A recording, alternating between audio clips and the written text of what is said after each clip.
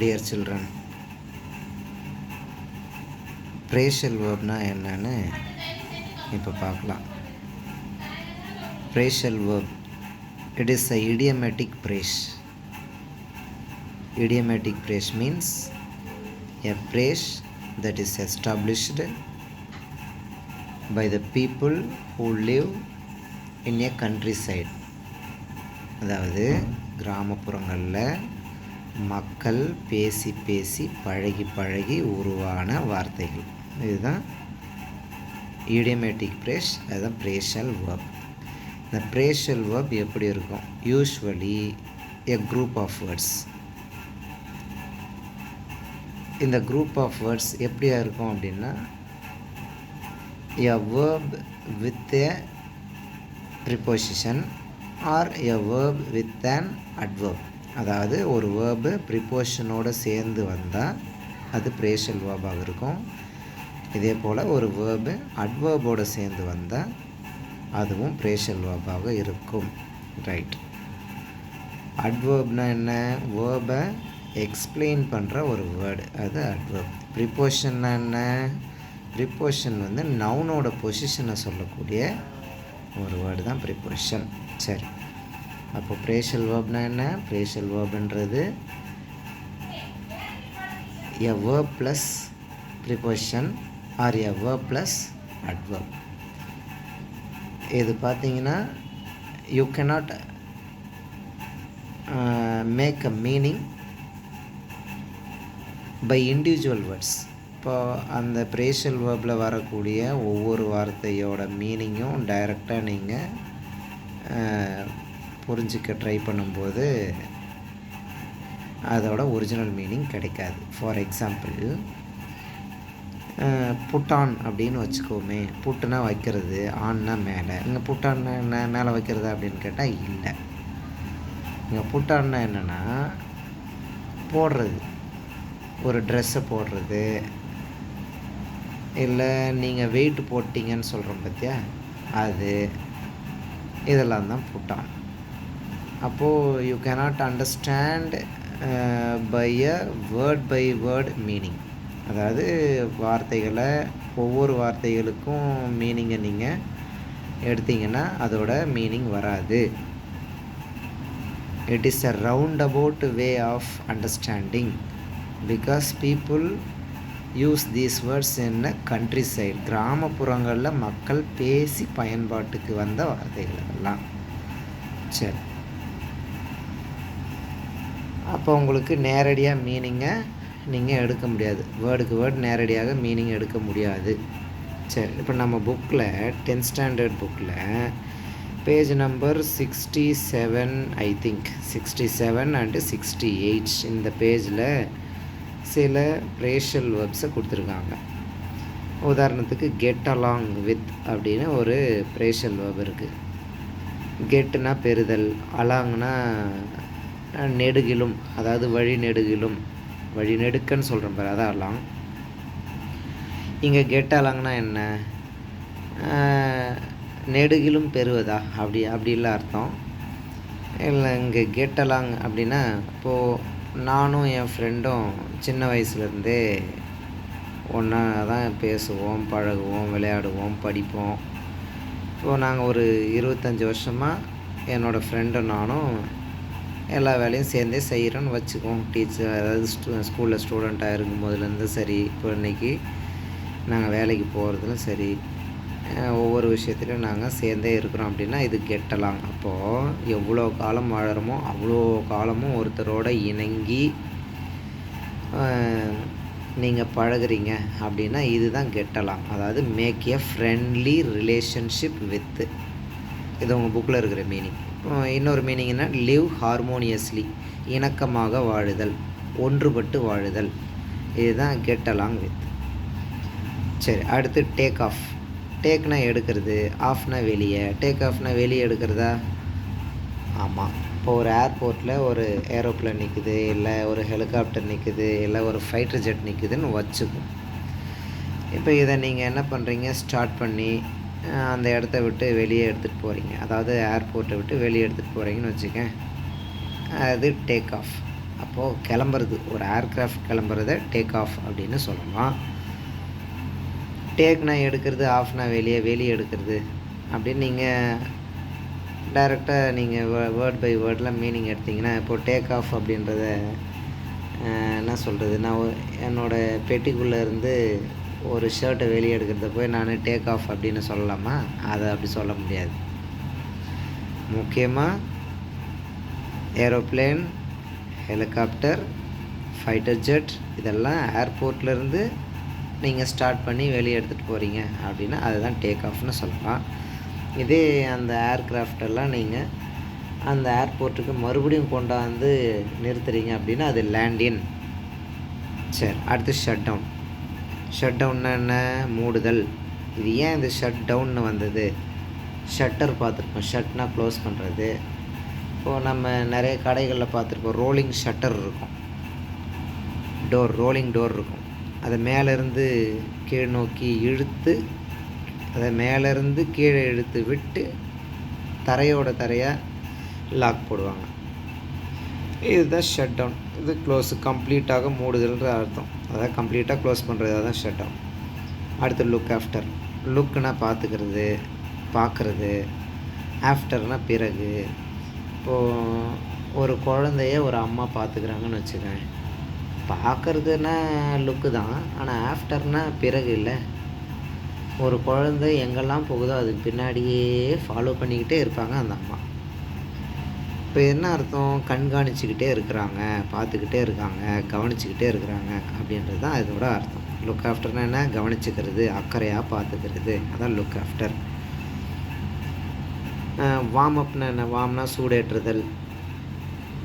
அப்படின்னா மேலே சூடேற்றுதலா அப்படின்னு கேட்டால் இல்லை. இங்கே வார்ம் அப்புக்கு என்ன அர்த்தம்? கெட் ரெடி, தயாராகுதல், ப்ரிப்பேர் பண்ணுறது. அடுத்து கம் அக்ராஸ். கம் அக்ராஸ்னால் கம்னா வர்றது, அக்ராஸ்னால் குறுக்க. இப்போ கம் அக்ராஸ்னால் என்ன? ஒருத்தரை நீங்கள் திருவண்ணாமலைக்கு வர்றீங்கன்னு வச்சுக்கோ. நீங்கள் வரும்போது வர்ற வழியில் என்ன நீங்கள் பார்க்குறீங்க அப்படின்னா இது என்னன்னு சொல்லணும்? Come across. You come across me. நீங்கள் என்ன கடந்து வர்றீங்க, தாண்டி வர்றீங்க அப்படின்னா நீங்கள் பிளான் பண்ணி என்னை பார்க்கல, எதேச்சையாக என்னை பார்க்குறீங்க. அதாவது மீட் பை சான்ஸ், எதேச்சையாக ஒருவரை சந்தித்தல். பிளான் பண்ணாமல் ஒருத்தரை மீட் பண்ணுறதுக்கு பேர் தான் இந்த கம் அக்ராஸ்னு சொல்லுவாங்க. அடுத்து ஒர்க் அவுட். ஒர்க்னா வேலை செய்கிறது, அவுட்னா வெளியே. இது என்ன ஒர்க் அவுட் அப்படின்னா வெளியே வேலை செஞ்சு வெளியே எடுத்துகிட்டு வர்றதா? அப்படி இல்லை அர்த்தம். ஒர்க் அவுட் அப்படின்னா ப்ராக்டிஸ் பண்ணுறது, எக்ஸசைஸ் பண்ணுறது. ஒரு கணக்கு இருக்குது, அந்த கணக்கில் நம்மளுக்கு வந்து ஆன்சர் வந்து நமக்கு தெரியாது, அதை எப்படியாவது சால்வ் பண்ணி அதிலிருந்து விடையை வெளியே கொண்டு வருதல், அதுதான் ஒர்க் அவுட். அப்போ ஒர்க் அவுட்னா என்ன? ப்ராக்டிஸ் பண்ணுறது, எக்ஸசைஸ் பண்ணுறது, அதுதான் ஒர்க் அவுட்ஸ். அடுத்து பிரிங் இட் ஆன். பிரிங்னா கொண்டு வருதல், இட்டுனா அது, ஆன்னா மேலே. அது என்ன? Bring it on. உனக்குள்ளே இருக்கிற திறமையை வெளிக்கொண்டு வந்து கான்ஃபிடெண்ட்டாக ஒரு பிரச்சனையை ஃபேஸ் பண்ணுறீங்க அப்படின்னா இதுதான் பிரிங் இட் ஆன். அதாவது அக்செப்ட் எ சேலஞ்ச் கான்ஃபிடென்ட்லி. நம்பிக்கையோடு உன்னோட ஏதாவது ஒரு சவாலை நீ ஏற்றுக்கொள்ளுதல், அதுதான் பிரிங் இட் ஆன். அடுத்து ஹேங் ஆன். ஹேங் ஆன்னா ஃபைட் டில் த எண்டு. கடைசி வரைக்கும் போராடுறது, கடைசி வரைக்கும் ஃபைட் பண்ணுறது, விட்டுடாமல் நம்ம ஈடு கொடுத்து போட்டிடுறது, இதுதான் ஹேங் ஆன். இப்போ கிரிக்கெட்டில் கூட 10 விக்கெட் போச்சுன்னா அந்த டீம் வந்து ஆட்டத்தை இழந்துடும். 9 விக்கெட் போயிடுச்சுன்னு வச்சுக்கோம், கடைசி ஒரு விக்கெட் மட்டும் என்ன பண்ணுவாங்க, நம்ம அவுட்டே ஆகக்கூடாது, நம்ம டீம் வந்து சீக்கிரமாக இந்த சான்ஸை விடக்கூடாது, ஸ்கோர் பண்ணிக்கிட்டே இருக்கணும் அப்படின்னு டெஸ்ட் மேட்ச்சில் தொடர்ந்து எப்படியாவது கட்டை போட்டாவது, அதாவது டிஃபென்ஸ் பண்ணியாவது, சிங்கிள் ஓடியாவது, விக்கெட்டை விடாமல், போல்ட் ஆகாமல், கேட்ச் கொடுக்காம கடைசி வரைக்கும் போராடுவாங்க. இதுதான் ஹேங் ஆன். அடுத்தது கீப் அப். கீப் அப் அப்படின்னா தக்க வச்சுக்கிறது. கீப்னா வைக்கிறது, அப்புடின்னா மேலே. இங்கே மேலே வைக்கிறதா அப்படின்னு கேட்டால் அதுதான் இல்லை. கீப் அப்னா ரிட்டைன் பண்ணுறது. எதையாவது ஒரு ஒரு ஒரு விஷயத்த நீங்கள் இழந்துடாமல் அதை பத்திரப்படுத்தி வைக்கிறீங்க அப்படின்னா அது ரிட்டைன்.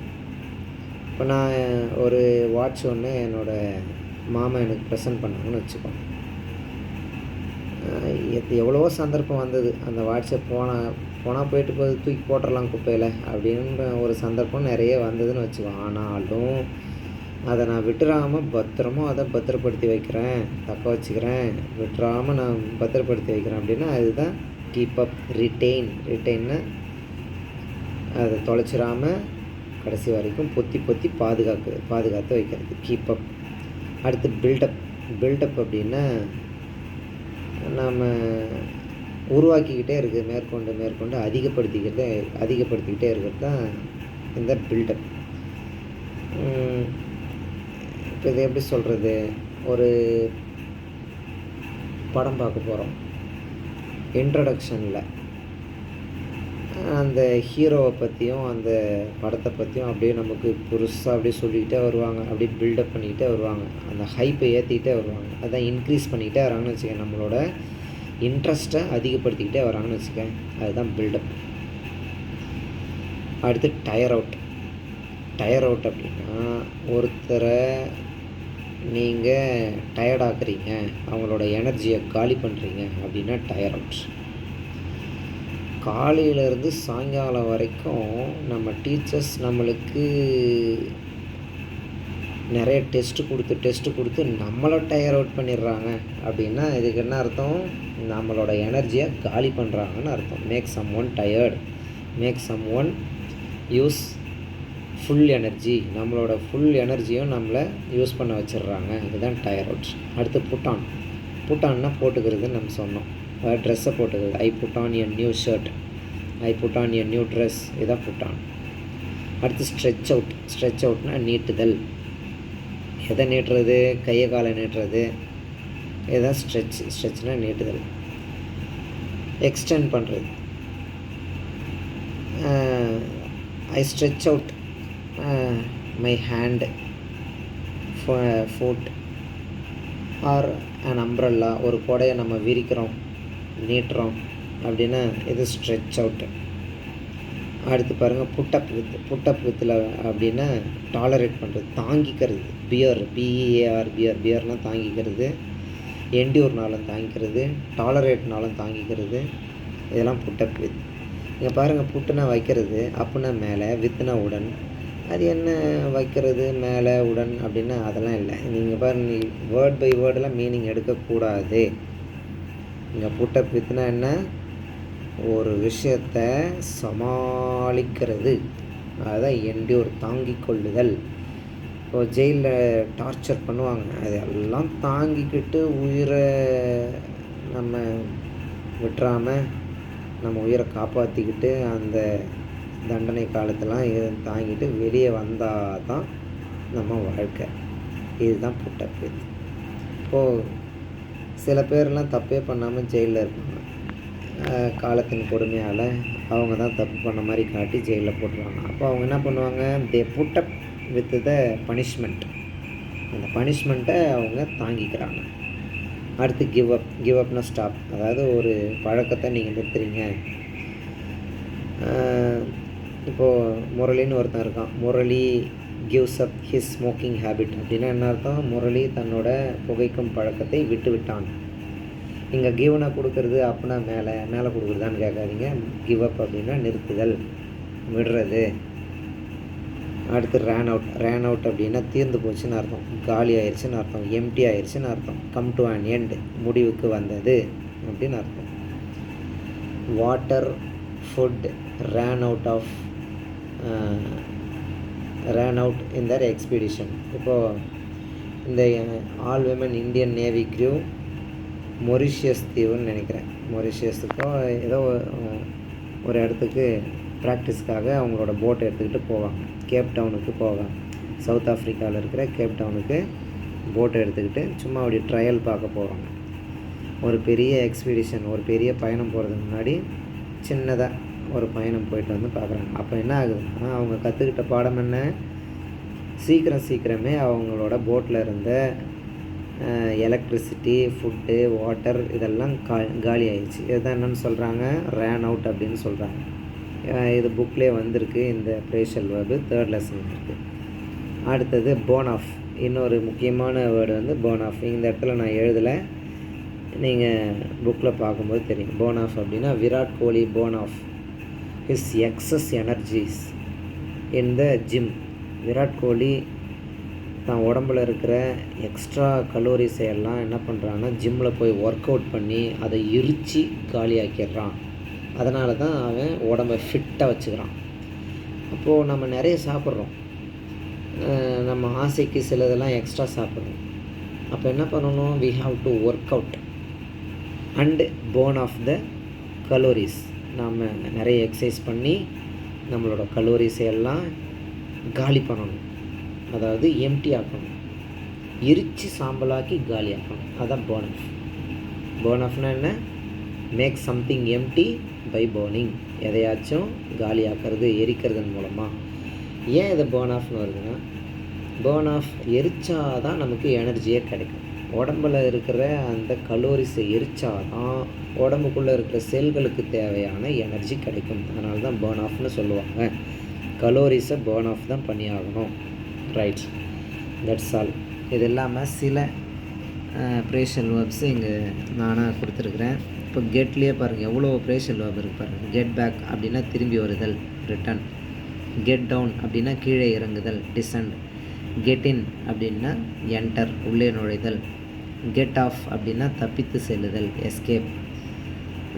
பி அக்விட்டட். கோர்ட்டில் கூட சிலர் வந்து தண்டனையிலிருந்து இவன் இந்த தப்பு செய்யலை அப்படின்னு சொல்லிட்டு அந்த கேஸ்லேருந்து விடுவிப்பாங்க. அதுதான் பி அக்விட்டட். அதுதான் கெட் ஆஃப்.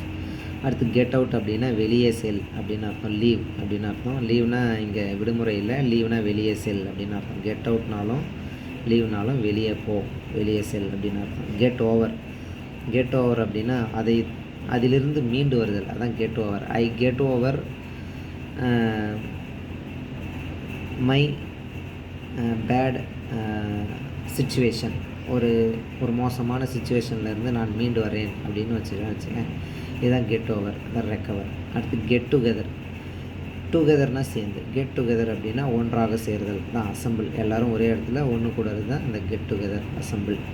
அடுத்து கெட்டப். கெட்டப்னா எந்திரின்னு அர்த்தம். ரைஸ், மேலே எழுந்திரி, இல்லை தூக்கத்திலிருந்து எழுந்திரி, படுக்கையிலிருந்து எழுந்திரி, அதுதான் கெட்டப். இப்போ இதெல்லாம் சில கெட்டை வச்சு வர்ற ப்ரேஷல் வேர்ப். இதே மாதிரி டேக்கை வச்சு நிறைய ப்ரேஷல் வேர்ப் இருக்குது. சிஏஎல்எல் காலை வச்சு நிறைய ப்ரேஷல் வேர்ப் இருக்குது.